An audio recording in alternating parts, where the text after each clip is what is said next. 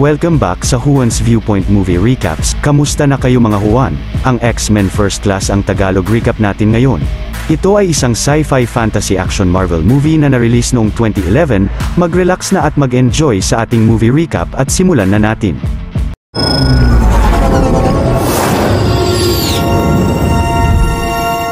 Nagsimula ang pelikula sa isang German camp sa Poland sa taong 1944. Ang batang si Eric Lenscher kasama ang mga magulang niya ay puwersahan na pinunta roon ng mga German soldiers, subalit hiniwalay siya sa kanyang mga magulang.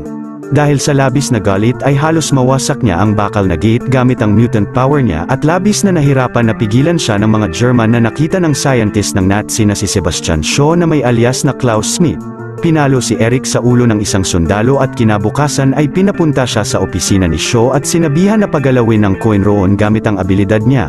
Pero nang sinubukan ito ni Eric ay hindi niya magawa kaya't pinapunta rin roon ni Shaw ang ina niya at sinabing bibilang siya ng 3 at pag hindi niya napagalaw ang coin ay babarilin niya ang kanyang ina. Subalit kahit anong pilit ni Eric ay hindi niya mapagalaw ang coin at ang ina niya ay binaril na ng lalaki. Dahil rito ay labis na nagalit si Eric at nagsimula ng sumira ng mga metal na bagay sa opisina ni Shaw pati na ang mga bakal na helmet ng 2 sundalo roon na kinamatay ng mga ito. Patuloy na nagalit ang bata at winasak naman niya ang mga kagamitan at equipment ni Shaw sa loob ng kanyang laboratory. Pero ang lalaki ay labis na natuwa pa sa abilidad ni Eric at sinabing galit at hinanakit lang pala ang magpapalabas sa abilidad niya. Samantala sa New York sa parehong taon, ang batang si Charles Xavier ay nakita ang ina niya na kumukuha ng pagkain sa refrigerator pero agad na napansin niyang impostor ito at kinausap niya siya sa isip. Dito na bumalik sa orihinal na anyo ang batang babae na si Raven at kinamangha ito ni Charles dahil ngayon lang siya nakakita ng katulad niya na may kakaibang abilidad. Pagkatapos ay sinabihan niya si Raven na kumuha lang ng mga makakain roon at maaari pa siyang manirahan sa kanila. Sa sunod na eksena sa taong 1962 sa Switzerland kung kailan si Eric ay nasa wastong edad na at nangalap ng mga impormasyon ni Shaw sa pader upang hanapin at patayin ito. Pagkatapos ay pumunta siya sa isang bangko at nagkunwari na magdedeposito ng gold bar sa bank manager upang ma-interrogate ito at malaman ang address ng kliyente nila na si Klaus Schmidt. Ayaw ito sabihin ng manager pero nang sinimula na iangat ni Eric ang metal ng ngipin nito ay nasabi na niya na nasa Argentina si Schmidt pero tinanggal pa rin niya ang bakal ng ngipin ng manager. Sa kasalukuyan na iyon si Charles na nasa wastong edad na rin ay nag-aaral sa Oxford University sa England, habang si Raven ay tinatago ang tunay na anyo niya sa publiko at nagtatrabaho bilang waitress sa isang bar malapit sa university at namumuhay kasama si Charles bilang kanyang adopted sister. Sa sunod na eksena sa Las Vegas, Nevada, ang CIA agent na si Moira McTaggart kasama ang partner niya na si Levine ay nakita si Colonel Henry ng NATO na pumasok sa isang club. Sinalubong siya sa loob ng kasamahan ni Shaw na si Emma Frost kasama ng marami pang stripper at si Moira ay nagpanggap na isa sa mga ito upang makapasok roon. Nakita niya si Henry na pumunta sa isang booth kasama si Emma at nang pinuntahan niya ito ay agad na nawala sila. Pero ilang saglit ay nagawa niyang malaman ang sikretong daanan papunta sa kabilang silid ng club. Samantala si Shaw ay pinakiusapan si Colonel Henry na ibalik ang mga nuclear missile ng Amerika sa Turkey pero tumanggi siya dahil malapit ito sa Russia at maaaring makapagsimula ng nuclear war. Ang kasamahang mutant naman ni Shaw na si Riptide ay inatake ng kapangyarihan niya si Colonel Henry. Si Moira na nasa kabilang silid ay nakita roon sina Shaw kasama si Emma na kinausap ang Colonel sa isip at ginawang diamante ang katawan na ayon kay Shaw na ito ay isang genetic mutation. Ang isa pang mutant na si Azazel ay tineleport ang Colonel sa silid at agad na ni-report ni Moira ang lahat ng nakita niya sa CIA Director na si John McCone na nasa Chiefs meeting sa War Room. Pero hindi siya pinaniwalaan ito at nakita roon si Colonel Henry na isinusulong na ang paglagay ng mga nuclear missile sa Turkey at binabaan na ng telepono si Moira. Sa maliit na pabor lang mga Juan, kung mahilig kayo sa mga ganitong Tagalog recap ay huwag niyong kalimutan na mag-subscribe sa channel natin dahil marami pa tayong upload na mga exciting na recap katulad nito. Sa sunod na araw si Charles ay nakamtan na ang pagiging propesor sa pag-aaral ng genetic mutation sa Oxford University at sinundan siya ni Moira. Nang pumunta uli sina Charles sa kalapit na bar ay nilapitan siya ni Moira at nagpatulong sa kanya patungkol sa pag-aaral niya ng genetic mutation. Nang nakita naman niya sa isip ng babae ang mga mutant na nasaksihan nito nakaraan ay agad na pumayag siya sa kanya. Samantala si Eric ay nakarating na sa Argentina at pumasok sa isang bar at nakita rito ang litrato ni Shaw kasama ang 2 Nazi officers na nagkataon na umiinom roon.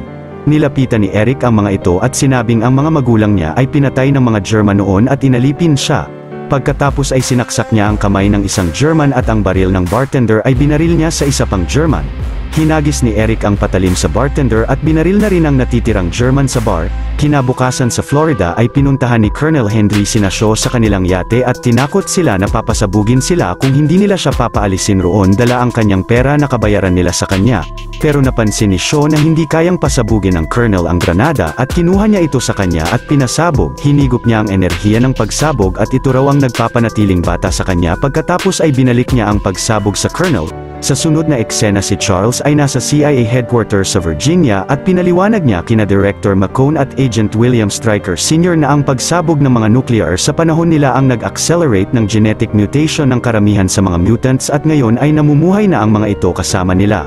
Ngunit hindi pinaniwalaan ni McCone si Charles kaya't binasa niya ang nasa isip ni Agent Stryker patungkol sa missile nila na dinadala sa Turkey at si Mystique ay ginaya ang itsura ni Stryker. Ang director ay inis na pinaalis pa rin roon sina Charles pero ang isang CIA agent ay namangha at naniwala sa kanila at planong dalhin sila sa kanyang pasilidad. Si Moira naman ay natrack na si Shaw at planong puntahan sila bago pa mawala ito sa track nila. Kinagabihan ay napuntahan na ni Eric ang yate ni Shaw sa Florida at hinarap rito ang lalaki subalit mabilis na inatake ni Emma ang isip niya at magaling na hinulog ng sasakyan. Pero sina Charles sa di kalayuan kasama ang mga Coast Guard ay planong arestuhin sina Shaw sa yate nila ngunit si Emma ay agad na hinarang ang telepath ability niya. Pagkatapos si Riptide ay lumikha ng mga malalaking buhawi at inatake ang mga Coast Guard sa tubig.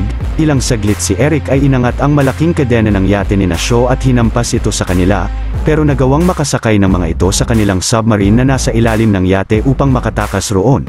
Sinubukan na pigilan ito ni Eric pero napansin siya ni Charles mula sa barko ng Coast Guard at tumalon sa kanya upang sabihin sa isip niya na hindi niya makakayang pigilan ang submarine at malulunod lang siya roon. Nagulat si Eric na malaman na hindi lang pala siya ang nag-iisang may kakaibang abilidad. Sa sunod na araw kasama si Eric ay dinala sina Charles ng lalaking nakaitim na suit sa covert CIA research base na ang Division X. Pinakilala sila sa batang scientist roon na si Hank McCoy na bumubuo ng aircraft na may supersonic speed na ang Blackbird. Si Charles naman ay agad na napansin na isa ring mutant si Hank at pinakita nito ang kanyang mga kakaibang malalaking paa na kayang kumapit sa maraming bagay. Sa kasalukuyan na iyon si Emma ay binalaan si Shaw na baka makontrol ang isip niya ni Charles pero sinuot nito ang kanyang bagong helmet at epektibong hindi na nababasa ni Emma ang isip niya. Maya-maya si Hank ay sinabihan si Raven na lumilikha rin siya ng serum na kayang gawing normal ang itsura nila nang hindi nawawala ang abilidad nila at upang magawa ito ay kumuha siya ng blood sample ng babae. Sa sunod na araw ang radar transmitter ng Division X ay pinuntahan ni Charles. Ginawa itong malaking equipment ni Hank na tinawag niyang Cerebro at ito raw ay kayang i-enhance ang abilidad ni Charles upang makahanap pa sila ng mga mutants para sa kanilang division. Sinubukan ito ni Charles at agad na nalaman niya ang lokasyon ng napakaraming mutants sa iba't ibang lugar. Nagsimula silang puntahan ang stripper na si Angel Salvador at mula sa isang kwarto ng club ay pinakita ni Eric ang abilidad niya rito. Sa deleted scene ay kinontrol ni Charles ang isip ni Angel upang ipakita sa kanya si Eric na nakasuot ng katulad sa mga stripper. Pagkatapos ay pinakita na rin ng babae ang kanyang mga pakpak at ni-recruit siya ni Charles sa Division X. Ang sunod ay ang taxi driver na si Armando Muñoz o si Darwin. Ang binatilyong may abilidad na sonic wave na si Sean Cassidy ay nilapitan rin ni Charles matapos na iwan siya ng babaeng inaya niya makipag-date. Ang sunod naman ay ang preso na si Alex Summers na ayon sa warden ay piniling makulong sa konkretong selda. Ang huli ay ang lalaking si Logan pero agad na tumanggi ito kina Charles nang nilapitan nila siya. Maya-maya ay nalaman ni Emma gamit ang abilidad niya ang mga ginagawa ni Charles at pumunta siya sa sikretong silid ng submarine kung nasaan ang kanilang nuclear reactor at sinabi niya kay Shaw na nagre-recruit sina Charles. Samantala ang mga bagong recruit ay tinipon sa Division X at dito ay napag-usapan ni Raven na bigyan ang sarili nila ng codename at ang sa kanya ay Mystique. Si Sean ay tinawag ang sarili bilang si Banshee at binasag niya ang salamin ng silid gamit ang soundwave niya. Si Darwin naman ay pinaliwanag ang codename niyang Darwin dahil kaya ng katawan niya na makapag-adapt upang makasurvive. Si Angel ay tila tugma ang codename niya sa kanyang abilidad at nagagawa pang dumura ng acid fireball. Ilang saglit si Alex upang ipakita rin ang abilidad niya ay lumabas siya ng silid at inatake ng plasma energy blast ang estatwa roon. Sa kasalukuyan na iyon ay nakipag-usap uli sina Moira kay Director McCone at pumayag na ito na isama ang mga mutants sa misyon nila upang tugisin si Shaw na napag-alaman nilang makikipagkita sa general ng Russia. Maya-maya pagpunta nila sa silid ng mga batang mutants ay nakita nilang maraming napinsala ang mga ito sa paligid. Pero si Raven ay nakaisip pa ng codename kay Alex bilang si Havoc, si Charles ay si Professor X at si Eric bilang si Magneto. Sa sunod na araw ay pumunta na sina Charles sa Russia at nang napadaan sila sa checkpoint ay kinontrol niya ang isip ng isang sundalo upang hindi sila makita nito sa loob ng truck. Ngunit sa deleted scene ay nakita sina Charles ng aso dahil hindi niya kayang kontrolin ang isip nito pero pinaalis na ito ng sundalo. Ilang saglit ay nakalapit na sila sa mansyon ng Russian general at nalaman ni Charles gamit ang abilidad niya na si Emma lang ang makikipag-usap sa general at hindi makakapunta roon si Shaw. Si Eric naman ay agad na sumugod sa mansyon ng mag-isa at pinabagsak ang maraming mga sundalo sa harap gamit ang pagkontrol niya ng mga metal na bagay sa paligid pati na ng mga armas nila. Patuloy na umatake si Eric ng mga sundalo sa loob ng mansyon at sinundan na siya ni Charles pagkatapos ay nakita nila ang Russian general na kinontrol ni Emma ang isip upang makipagtalik rito.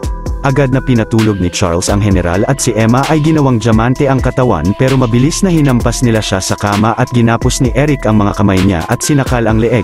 Dito na binasa ni Charles ang isip ni Emma at nakita niyang plano ni Shaw na pasimulain ang World War III upang mamatay ang lahat ng tao at ang mga mutants ay mas lalong dadami at lalakas mula sa mga nuclear ng gera at ang tanging maghahari sa mundo.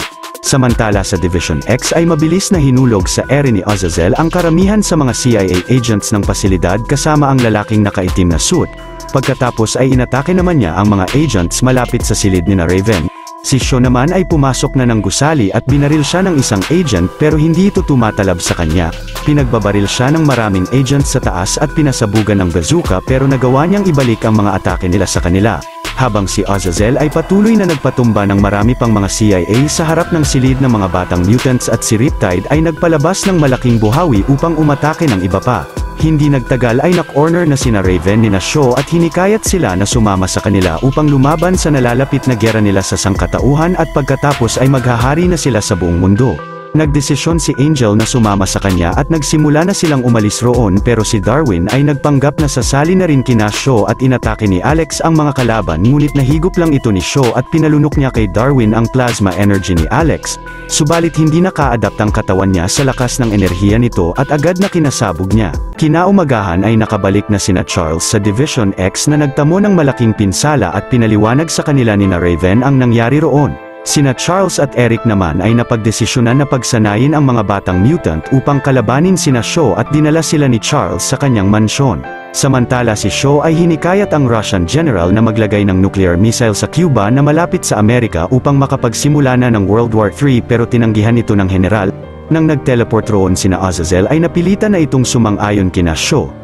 Sa kasalukuyan na yun si Emma ay nasa kustodiya na ng CIA at maya-maya sa Chiefs meeting sa War Room ay napagdesisyonan ng mga general ng Amerika na magsimula ng gera sa Russia pag nilagay na ng mga ito ang nuclear missile nila malapit sa bansa nila. Kahit pa ang Russia sa kanilang War Room ay nagpaplano na rin ng gera sa Amerika. Sa kasalukuyan na yun si Charles ay pinasok si Alex sa kanilang bunker upang doon mag-practice ang binatilyo ng kanyang kapangyarihan. Ngunit nang nagsanay na siya rito ay nasunog niya ang buong silid. Si Sean ay pinagsanay nilang gamiting pang-atake ang kanyang soundwave pagkatapos ay ginawan siya ni Hank ng glider suit upang gamitin ang kanyang soundwave na makapag-glide sa ere pero hindi niya ito nagawa. Ilang saglit si Hank ay nahigitan ni Charles ng bilis sa pagtakbo pero nang nilabas na nito ang mga malalaking paa niya at nang tumakbo uli sila ay hindi lang siya mas bumilis at nagawa pa niyang umikot ng sobrang bilis sa buong mansyon. Naisipan naman ni Charles na patalunin si Sean mula sa tuktok ng satellite tower ngunit nag-aalinlangan siya. Pero biglang tinulak si Sean ni Eric at dahil sa labis na takot ay nagawa na niyang mag-glide sa ere gamit ang soundwave niya habang suot ang kanyang gliding suit. Sa sunod na eksena ay ginawa ni Hank si Alex ng containment unit upang makontrol ang plasma energy niya. Pagkatapos ay sinabihan siya ni Charles na tamaan lang ang manikin na nasa gitna pero hindi niya ito nagawa. Tumayo naman sina Charles sa tabi ng nasa gitnang manikin at pinatama ito kay Alex na nagawa na nga niya. Maya-maya si Eric ay sinabihan si Raven na kung ang kalahati ng konsentrasyon niya ay nakafocus sa itsura niya ay maaaring dumating ang sitwasyon na ikamatay niya ito. Kailangang tanggapin niya muna ang itsura niya bago siya tanggapin ng mga tao sa paligid niya. Pagkatapos ay sinabihan naman siya ni Charles na paharapin niya sa kanila ang satellite tower roon ngunit kahit anong pilit niya ay hindi niya magawa. Tiningnan ni Charles ang masayang memorya ni Eric kasama ang ina niya at sinabing minsan hindi galit ang nagpapalakas sa kanila. Kailangan din nilang isipin ang mga inspirasyon nila upang magawa ang mga bagay na sobrang hirap gawin. Nang sinubukan uli ni Eric ay nagawa na niyang pagalawin ang satellite tower ng bahagya paharap sa kanila. Sa sunod na eksena ay napanood nila si President Kennedy na inaanunsyo ang pagsisimula nila ng gera sa Russia dahil sa paglagay ng mga nuclear missile ng mga ito sa Cuba na malapit sa bansa nila. Si Eric ay nasabing malamang sa Cuba nila mahahanap si Shaw. Kinagabihan ay pinakita ni Hank kay Raven ang serum na natapos na niyang gawin. Pero sinabi ng babae na hindi nila kailangang itago ang tunay na itsura nila at dapat maging proud pa sila rito. Pero si Hank ay naniniwala na kailangan nila ang serum na yon at inalisan na si Raven. Pagbalik niya sa kanyang laboratory ay ininject na niya ang serum sa paa niya at naging normal na ang itsura nito. Ngunit agad na bumalik sa dating anyo ang paa ni Hank at naging halimaw pa ang buong anyo niya. Si Eric naman ay pinuntahan ni Raven sa kwarto niya pero sinabi niyang mas gusto niya pa siyang makasama sa kanyang tunay na anyo. Binalik na ng babae ang asul na itsura niya at kinatuwa ito ni Eric at nagkahalikan sila. Kinaumagahan ay nakita ni Charles na nawasak ang mga equipment ni Hank sa kanyang laboratory pero nagawan niya sila ng mga bagong suit. Pagpunta nilang lahat sa Blackbird ay nakita nila si Hank na nagbago na ang itsura dahil in-enhance ng serum ang mutant genes niya at tinawag siyang Beast ni Alex. Maya-maya sakay ng kanilang Blackbird ay narating na nila ang karagatan ng Cuba at nadatnan rito ang hukbo ng Amerika at ng Russia na naghahanda ng umatake. Ngunit si Azazel ay pinatumba ang mga crew ng isang warship ng Russia upang kontrolin ito laban sa mga sundalo ng Amerika at simulan na nila ang gera. Pero si Charles ay kinontrol ang isang crew ng isa pang warship ng Russia upang pasabugin ang barko kung nasaan si Azazel. Si Shaw naman sa kanilang submarine ay pumasok na sa nuclear reactor room at sinimulan gawing nuclear bomb ang sarili. Ilang saglit si Banshee ay sumisid sa dagat at gamit ang kanyang soundwave ay nagawa niyang malaman ang lokasyon ni Shaw. Pagkatapos ay sinimulan ng iangat ni Eric ang submarine ng mga kalaban mula sa dagat gamit ang kapangyarihan niya, ngunit si Riptide ay inatake sila ng malaking buhawi. Pero nagawang ibagsak ni Eric ang submarine sa kalapit na beach at bumagsak rin rito ang Blackbird nila. Paglabas nila ng jet ay agad na nagsimula ang laban ni Beast sa mga kasamahang mutant ni Shaw sa beach at pinunta ni Azazel sina Alex sa isang warship ng Amerika.